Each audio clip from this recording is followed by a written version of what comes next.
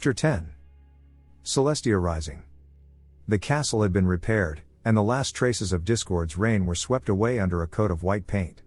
The new administrators and what remained of the old nobility had been sure to send out as many letters and notices as possible to inform the ponies in the far-off provinces about the new ruler in Everfree. Celestia was currently standing in a small hallway leading to the throne room, Luna behind her and Philomena perched on her shoulder.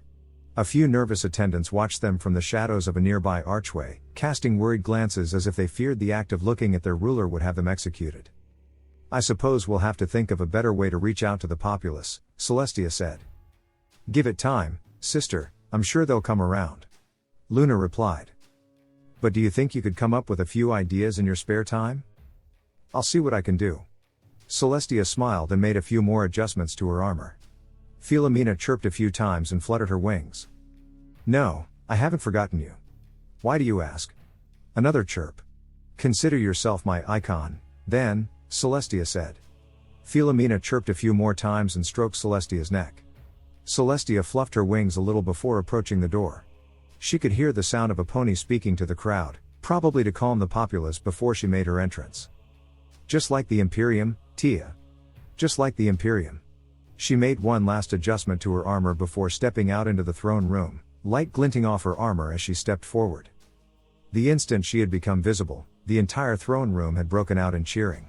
While it was not the usual groups of soldiers or mobs of awestruck civilians she remembered from her last few years before the heresy, numbering only a few hundred ponies, it was a step towards familiarity that she had been missing for quite some time. She raised a hoof to quiet the ponies, and most seemed to calm down. A few zealots in the back did not get the message, and continued cheering until they realized they were alone. Now that she had their attention, Celestia began to speak. "My ponies," she began, "I wish to thank you all for helping my sister and I rebuild our nation after this time of trouble. Your dedication and love for your homeland has warmed our hearts, and we are honored to call you our subjects." More cheering before Celestia cut them off. "Still, I wish to address a few things. First and foremost, you are scared of me and my sister. You don't know what lies ahead for Equestria, and you don't know how we, your rulers, intend to guide you. So, I will take this time now to address as many questions as possible." Celestia smiled. "So, ask away." There was silence in the throne room, and Celestia could see quite a few ponies looking at each other, waiting for some pony else to speak. Finally, a colt in the center of the group mustered his courage and spoke. "We're not going to get taxed too much, right? I will not allow rates to rise higher than necessary." Celestia replied. "There may be times where rebuilding and defense may require more funds, but hopefully those will be few and far between." "That's another thing," an orange mare in the front said. "What are you gonna do about them diamond dogs in the south? They're stealing all our crops and taking our families as slaves." "Do not worry, the diamond dogs may be a threat, but I have made driving them off and defending our borders a top priority." Celestia's horn shimmered and a small scroll appeared next to her. "Behold, Imperial Order No. 1, I have commissioned the founding of 20 legions to form an army led by myself and my sister. Each legion shall contain 1,000 soldiers, for now, and will come from a different area of Equestria so that they can better defend their home regions. Once they are assembled, I shall eliminate the diamond dog threat and your homes and families shall be safe." The mare nodded her thanks as several other ponies made their agreement known. Celestia surveyed the group once more, eyeing several colts in the front that seemed a bit too happy to see her. "Before anyone asks me," Celestia said, "my sister and I shall take neither maid or lover. Our first devotion is to Equestria, and to place any pony before the nation would compromise our leadership." She smiled slightly when she saw most of the colts in the front slink off to the back, muttering something that she could not hear. She turned her attention back to the group at large. "Now, is there anything else I can answer?" Celestia was interrupted by the sound of knocking. She, Twilight and Cadence looked towards the door, confused. "Who is it?" Corporal Shining Armor, ma'am." A voice replied. "I was, sent here by Commander Steelrain to guard you, or something. So, I just wanted to let you know before I took my post." "He's doing more of his deep striking Pegasi drills, isn't he?" Celestia asked, her voice a bit more deadpan than she would have liked. "Yes ma'am, yes he is. That explains it, he's always been a bit too obsessive about his flanking maneuvers. You may come in if you would like." The door opened and in stepped a young unicorn colt dressed in gold armor that was a size too big for him. He had a white coat and striped blue mane, and Celestia could spot a few sparring bruises that were still healing. Twilight leapt up to her hooves and ran towards Shining Armor. "Shine!" Twilight squealed as she grabbed a hold of Shining Armor's leg. "Twily!" Shining Armor hugged his little sister back. "I thought you'd be studying?" "I was, but Princess Celestia was telling me this really neat story about ruling Equestria. Come on, you should hear it too." "Twilight, I don't think I." "Come on. Please." "It's alright if you join us," Celestia said. "Technically, it would still count as guarding me." I guess I could." "Yay." Twilight squeezed Shining Armor's leg again before tugging him towards Celestia. "Come on, you can sit next to Cadence and me." "Ah." Celestia watched as Shining Armor and Candance's faces flushed a deep shade of red. "So, my niece has a crush. How cute, I shall have to encourage this." "It's perfectly alright with me, as long as Cadence agrees with it," Celestia said. "Oh, why yes, I don't mind," Cadence said, failing to recover her composure. Twilight beamed and pushed Shining Armor towards Cadence, the two older ponies exchanging awkward glances before he sat down. Once she was certain that every pony was comfortable, Celestia continued. "Now, my sister and I had to wait a few weeks before the legions arrived. Most of it was spent doing boring politicking, which I won't trouble you with. It had been quite some time since I've had to deal with politicians directly." "Why?" Twilight asked. "When you're stuck in a giant machine hovering near death, then it's kind of difficult to speak with any pony." "Wait, I'm confused," Shining Armor said, scratching his head. "What giant machine?" "Princess Celestia was a human and she was in this big life support thingy. Or something," Twilight said. "I'll explain later if you are still interested. Anyway, there were 20 legions, coming from all different regions and cities across Equestria. Surely you know most of them, Corporal." "Yes ma'am, Steel Rain may be a little obsessive, but he was sure we knew the difference between an Arctic wolf and a planesrunner. They were actually the first two legions to respond, followed by the Celestial Guard and the Lunar Knights. I guess you decided to follow in your ancestors' footsteps and join up." "Yes ma'am." "Huh?" Twilight looked from Princess Celestia to her brother, confused. "The oldest child in our family has always joined a legion," Shining explained. "Usually it's the Daughters of Manhattan, but, well, I'm not exactly cut out for that particular unit." "A shame, your family actually helped to found the Daughters." Celestia smiled and continued her story. "Although, just because you have a bunch of ponies together does not mean you have an army. There were issues." Celestia and Luna looked at the ranks of the legions before them. Some of them took the time to get in some semblance of order, while others hung around in undisciplined blobs. Celestia sighed. "Like clay I shall mold them, and in the furnace of war forge them," Celestia mumbled. "What was that?" Luna asked. "Just something I said in similar circumstances. Come, we best make our review." Luna nodded and the two sisters crossed the courtyard to the legions. Noticing her presence, the ponies pulled themselves together and formed the best possible formations, giving her some comfort. "Aside from the lack of weapons, they seem fine," Luna said. "You would think that, Luna, but these ponies are no more organized than your standard band of peasant militia. No assigned ranks, no standardized weapons, not even a decent uniform," she sighed. "This may take more work than I had hoped." She stopped by one group, a collection of mares led by a unicorn with a white coat and purple mane. "Who is the commander here?"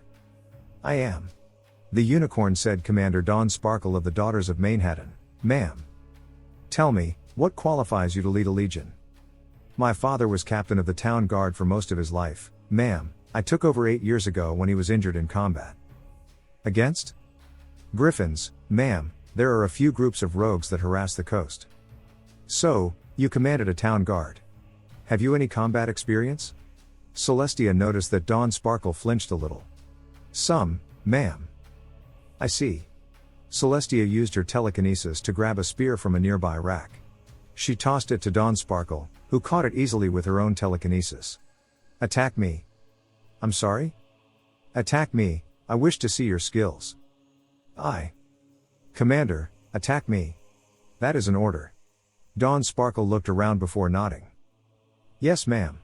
Dawn Sparkle twisted the spear around in her aura before lunging forward, aiming the shaft towards Celestia's right pauldron. Celestia swatted the spear away with her hoof and struck Dawn Sparkle with her other hoof, knocking the mare on her back. Your form is too open and your footing is atrocious. Get back in place. Dawn Sparkle pulled herself back up and returned to her position. Celestia thought she heard laughter from the next rank over, and she spotted a pink Pegasus in the next group laughing at Commander Sparkle's misfortune. Wow, looks like this city mouse is nowhere near as good as she thinks, the mare laughed. Celestia walked over and looked at the mare. And who might you be? The mare composed herself before speaking.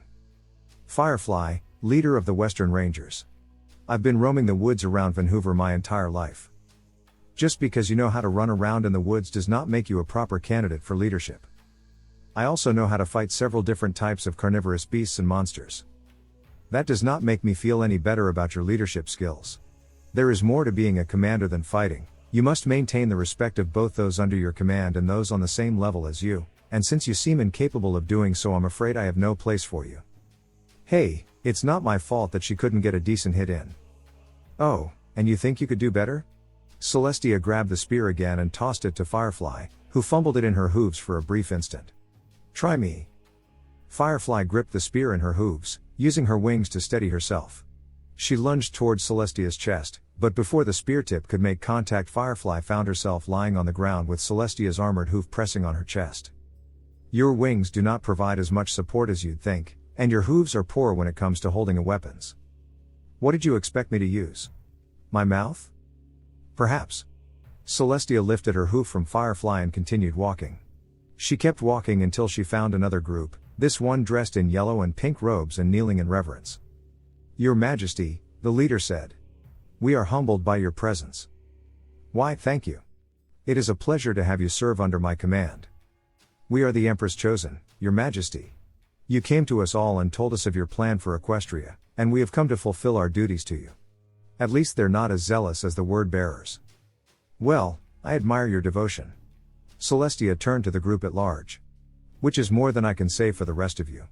You are not soldiers, you are farmers, watch ponies, clerks. You are like freshly mined iron, so much potential, yet useless at its basest form. I shall mold you into the greatest military the world has ever seen. It won't be easy, and most of you will barely be able to get by, but you will be a shining beacon against the shadows of the world. But first, Celestia's horn shimmered, and a suit of armor appeared next to her. It was a smaller version of her own, with smaller pauldrons and fewer heavy plates. You will need something to protect you. This is Mark I Centurion field armor. It is capable of withstanding any weapons that the enemy may have available. You will drill in several different formations to maximize the armor's effectiveness, and you will learn tactics and strategies that no other force will be able to stand against. An individualized suit of armor is waiting for each of you in your barracks, and they should be done up in appropriate colors. We begin drills in 1 hour. Drills were actually going well. It had taken a bit of time for the newly recruited legions to get used to moving around in armor, but they seemed to be getting the hang of it. Basic marching patterns were within their grasp, and they were actually capable of holding a formation for a few minutes. Combat training was an entirely different matter. For the last time, the gladius is a melee weapon, not a throwing weapon, Celestia said, bringing a hoof to her head in frustration. But how are we supposed to hold them? Asked a gray pony dressed in white armor, a plainsrunner. We're not all unicorns. Celestia paused before returning her hoof to her forehead. I'm sorry, I was so caught up in getting you disciplined that I forgot a vital piece of equipment. Her horn shimmered once more and a small headset materialized on the ground next to her. It was nothing fancy, just a small metal band with a tiny horn-like protrusion on the front. Put this on. She passed the headset to the plainsrunner, who nodded his thanks before putting the headset on. He looked around for a few moments as if expecting something to happen, but other than a small beep the headset did nothing. It's nice, but what does it do? Pick up your sword. The plainsrunner nodded and reached down to grab the sword. No, not with your mouth, use the headset. How am I supposed to? Just imagine that you're holding the sword. The pony gave her a weird look and concentrated, his brow furrowed slightly. The headset glowed for a moment before the sword lifted off the ground and took a defense position in front of the pony. This headset emits a simple telekinetic field, allowing for non-unicorns to pick up and handle small objects such as swords or crossbows. There should be one in the packs that came with the armor. All of the available earth ponies and Pegasi looked into the packs and pulled out a headset. Continue with your drills.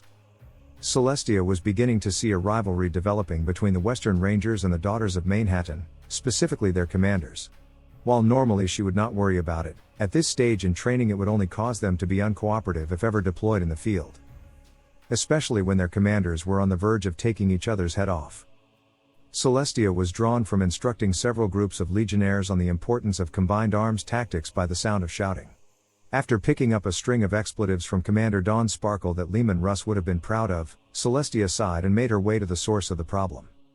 Commanders Dawn Sparkle and Firefly were at each other's throats, literally. The Pegasus had her hoof drawn back in preparation to throw a punch, while Dawn Sparkle had her sword at the ready. Around them a small group of their fellow legionnaires had assembled, watching and waiting to see what would happen between their two commanders. "What's going on here?" Celestia asked, catching the attention of all the assembled ponies. "This half-blind Pegasus tried to stab me," Dawn Sparkle shouted, jabbing a hoof at Firefly. "That's only because one of your clumsy subordinates knocked me off balance," Firefly responded, pointing to the mare in question. "The daughters are not clumsy, and if you actually possessed enough intelligence and reason to understand that swinging a sword around like it's a child's toy." "Are you calling me stupid, you stuck-up piece of?" Firefly drew her hoof back, but before either commander could attack they were knocked over by a small-scale warp blast. "Enough of this," Celestia snapped, allowing a small bit of her power to flare in her eyes. "Both of you, come with me. The rest continue with your drills." The other legionnaires nodded and returned to the drills as Celestia led Dawn Sparkle and Firefly away from the training grounds. "What exactly is your problem with each other?" she asked once they were far enough away from the camp. "I had nothing against her until she started calling me City Mouse and trying to kill me," Dawn Sparkle said, keeping her voice even. "Well, that's what you are," Firefly spat. "Seriously, my baby sister can do better field drills than you can." "Oh, I imagine there are some other things she can do better in the field," the daughter of Manhattan said, giving her hips a wiggle to emphasize just what she was talking about. "What? Come now, you spend all day in the woods, you must get bored sometimes." It took Firefly a moment to understand the insult, but once she did her glare seemed to grow more intense. "City Mouse. Tree Shagger. Skank. Bitch. Enough," Celestia bellowed, causing the two mares to stagger back. "Listen to yourselves, you sound like schoolyard fillies, not commanders. You let these arguments get out of hoof, it will trickle down to your legions. What will happen if one of you needs to support the other? Will you allow your rivalry to cloud your judgment and leadership capabilities?" "Of course not," Dawn Sparkle began before Celestia cut her off. "Silence. I am going to say this once, you two are a threat to my army's integrity and coherence, and if you do not bury your rivalry this instant, I will kill you both with my bare hooves and let some pony else take your position. Do I make myself clear?" There was silence, the two mares looking uneasily at one another. "Answer my question." "Why yes, ma'am," Firefly stammered. "We heard you perfectly." "Good. Get back to your legions." Firefly and Dawn bowed their heads slightly and left, looking over their shoulders occasionally to make sure Celestia was not following them. "Don't you think that was a bit harsh?" Celestia turned and saw Luna approaching. "They just needed discipline, not death threats." "You would be surprised how one can pull themselves together when faced with death. Besides, I allowed rivalries like that to go unaddressed for so long during my previous reign they sparked a civil war. Consider this cutting the head off a snake before it has the chance to strike.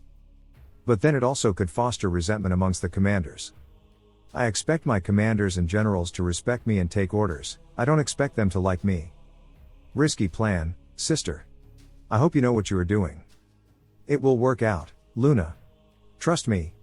She looked up to the sky and sighed. "Watch over the drills for a few hours, please, I have some administration work that needs to be completed." It had started as a small complaint from one of the legions, the Arctic Wolves. Used to having brave harsh conditions and much tougher foes, they were not fond of the swords Celestia had issued as a standard weapon. One had made a remark about axes, and that had led to the current situation. "I know that some of my fellows are biased like that," Commander Icewind said as he and Celestia walked down a hall towards an armory. "If you find displeasure with them, I can have them dismissed." "You do bring up valid points though," Celestia said. "Which is why I have a special task for your legion." "Oh?" The two ponies stopped in a large room. In the center was a mannequin dressed in a suit of armor similar to what Icewind was wearing. Celestia's horn shimmered and a large battle axe was brought in front of the commander, who grasped it with his headset's telekinetic field. Imagine that mannequin was a pony or other enemy dressed in similar armor. "Show me how you would deal with that sort of thing." Icewind took a moment to inspect the axe, looking for any structural failures. Seeing none, he swung the axe in a downward arc and struck the armor where the pauldron met the chestplate, and with a loud tearing sound the pauldron and a large chunk of the side of the armor was ripped away. I think there may be something wrong with the armor. No, the downward force you applied, along with finding a weak spot in the armor, was more than satisfactory. Why did you ask me to come here? Icewind asked, giving Celestia a sideways glance. Listen to me. There may come a time where our enemies may be as well armored and trained as us. If and when that time comes, I want some pony ready to deal with them, in any way possible. I need you to assure me that you are capable of doing such a thing. My service is to you. Icewind kneeled, the axe resting before him. I swear on my blood, that I shall do whatever is possible to defend you and Equestria from whatever threat may come against it. I shall hold you to that promise. Neither pony was aware that Luna had listened in on the last part of the conversation. Now, why would your sister give her soldiers that kind of weapon? The voice said.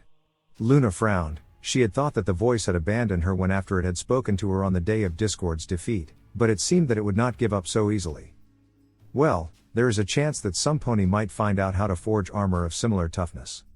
Luna responded. That is what you would think, but the truth is that she plans to do away with the legions. What? Specifically the ones that are more devoted to you than her. She wouldn't do anything like that. Look at it from her position. She's a ruler who has half of her soldiers devoted to another pony. The only logical thing is to remove them. And in the end, remove you. She wouldn't do that. Are you so certain? She may say one thing to you now, yet say another thing to her commanders. I have seen many rulers go back on what they have said, and in the end it is always the same. Those that they love are the ones that get hurt, and they reap the benefits. You are certain that my sister would do that? Yes. I can't believe it. I won't believe it. My sister would never hide anything from me. She loves me and respects me. All an act to get you unfocused. Do not allow her to slip by you so easily. And no. Leave me alone. Very well, but remember, your sister does not have your best interests in mind. The voice left, and Luna shook her head to make sure she was fully focused. She turned and nearly ran into Celestia and Icewind leaving the room. Luna? Is something the matter? The older mare asked. Sorry, sister. I was just distracted and lost my way. Inside, Luna was panicking. She knew her sister was powerful, and it was possible that she already knew about the voice in her head and would call Luna out on her lie. If she inquired about it, would she invade Luna's mind to get rid of it? You know she will. She cares not for your strength or your desires. The voice whispered in her mind. If Celestia did know something, she did not make it apparent. Remember to keep your focus, Luna. You may end up hurting yourself more than you know, Celestia said before she walked past Luna, Icewind following behind her. See what I mean? I thought I told you to leave. Not now. The proof is before you, and you are still unwilling to accept it. My sister meant nothing by what she said. You're just not looking close enough. Try harder, and we will speak again. Luna blinked a few more times. The voice was getting annoying, and she hoped that soon it would learn that she would not betray her sister. But would her sister do the same? She shook her head and kept walking, pushing all thoughts of the conversation out of her head. She knew she would have to tell Celestia sooner or later about the voice, but doing so now, with the stresses of building a strong nation resting on her mind, seemed rather impractical. I'll just have to keep this to myself for now. When the time is right, I'll tell Celestia. She was unaware that, for a brief instant, her eyes had flashed an emerald green and her pupils had become cat-like in appearance. Celestia had added crossbows to the arsenal of her legions. Most of the soldiers were not particularly good with them, and the unicorns preferred to use their powers, but the Pegasi-heavy legions, such as the Western Rangers, the Wonderbolts, the Firebirds and the Black Ravens, had grown very fond of them. The Wonderbolts especially had started to perfect crossbow usage, with members coming up with tactics and maneuvers to maximize the weapon's effectiveness and make the Pegasus a much more effective force in combat. She watched in silence as squads of blue-clad Pegasi swooped across the sky, twisting and turning as they attempted to one-up one another. The display itself was highly reminiscent of several battles she had witnessed, and she found herself smiling at the memory. What do you think, if you don't mind me asking, ma'am? Celestia turned and saw Rolling Thunder, commander of the Wonderbolts, landing next to her. I'm impressed that you could come up with those maneuvers so quickly. Well, when I was younger I used to do tricks to keep myself in shape. I guess I just tried to apply some of that experience to this. Have you any other experience besides that? I used to lead a weather team back home in Cloudsdale. And, well, we had to break up a few mobs when Discord threw everything out the window. So you can handle groups of ponies and know how to control and disperse mobs? Yes. It's not exactly military service, but it's better than nothing. I guess. Hopefully, you will get a chance to prove yourself to me and the rest of Equestria. I would love the opportunity, ma'am. Rolling Thunder bowed and took off, rejoining his fellow Wonderbolts and leaving Celestia alone again. She surveyed the training field once more, noticing that the commanders of the Black Ravens and the Firebirds were watching Rolling Thunder closely, possibly in envy. Perhaps there are a few more snakes that need beheading. I'd say the legions are almost ready, Celestia said as she and Luna walked past the training soldiers, followed by 2 pairs of guards from their personal legions, the Celestial Guard and the Lunar Knights respectively. You would know better, sister, Luna said. I see that some of the legions are fairly fond of you. They are? Of course they are. You've been a bit distracted as of late, so I think you would like to know that. I guess I have been distracted. I'll try to be more focused. Do so. I do not wish to see you mess something up because you lack focus. There was a pause before Celestia spoke again. Luna, I've been thinking. Oh? Yes. You possess my strength and many of my powers, yet you are still untrained in many things in regard to keeping Equestria safe. I still hope to learn from you, sister. Luna replied, giving Celestia a small smile. I hope that I teach you well. To build upon this, I have realized that while some of the legions favor you, they are still wholly deferential to me. That's a bad thing? You are the Empress, after all. I know, but there may come a time when a legion may balk at your orders, as they do not believe they come from me. So, I have decided to appoint you as my war mistress. What exactly does that title mean? Luna asked, one eyebrow raised. At times, I may be here dealing with administration, or I may be in another part of Equestria on campaign.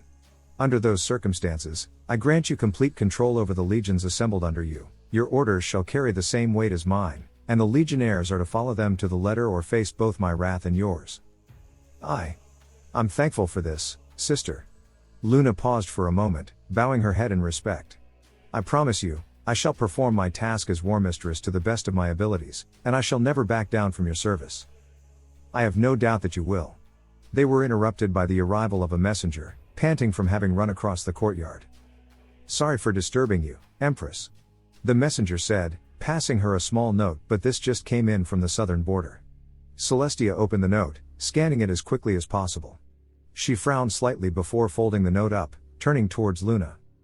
It looks like we shall have to put our legions to the test. The Diamond Dogs seem to be increasing activity and making threats.